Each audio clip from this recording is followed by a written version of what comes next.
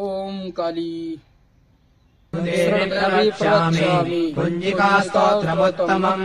येन मन्त्रप्रभावेण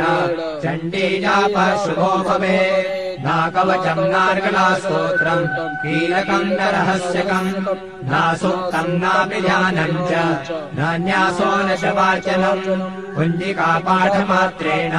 दुर्गापाठफलम् लभेत् अतिगुह्यतरम् देवी देवानामपि दुर्लभम्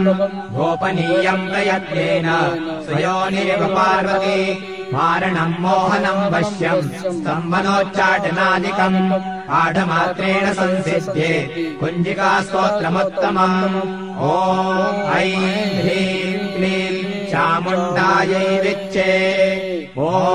गौं हूं क्लीं जूं सः ज्वालय ज्वालय ज्वल ज्वल प्रज्वल प्रज्वल ऐं ह्रीं क्लीं चामुण्डायै विच्चे ज्वल हं सं लं शं फट् स्वाहा नमस्ते रुद्ररूपिण्यै नमस्ते मरुमर्दिनी नमः कैटवहारिण्यै नमस्ते महिषादिनी नमस्ते शुम्भहन्त्यै च निशुम्भासुरघातिनी ध्यागतम् हि महादेवी जपम् सिद्धम् कुरुस्व मे ऐङ्कारी षष्ठिरूपायै ह्रीङ्कारी प्रतिपालिका क्लीङ्कारी कामरूपिण्यै बीजरूपे नमोऽस्तु ते चामुण्डा चण्डघाती च ह्यैकारी वरदायिनी विच्चे चाभयदा नित्यम् नमस्ते मन्त्ररूपिणी धाम् ह्रीं ॐ दुर्जटेः पत्नी वां ह्रीं ॐ वागधीश्वरी क्रां ह्रीं ह्रूं कालिका देवी शां श्रीं शुं मे शुभम् कुरु हुं हुं हुङ्काररूपिण्यै जं जं जं जम्भनादिनी ह्रां ह्रीं ह्रूं भैरवी भद्रे भवान्यै ते नमो नमः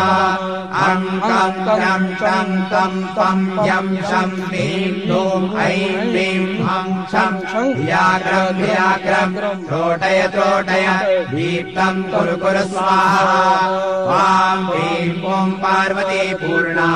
ह्रां ह्रीं ॐ खेचरी तथा सां श्रीं सों सप्तशती देव्या मन्त्रसिद्धिम् कुरुष्व मे इदम् तु कुञ्जिकास्तोत्रम् मन्त्रजागर्ति हेतवे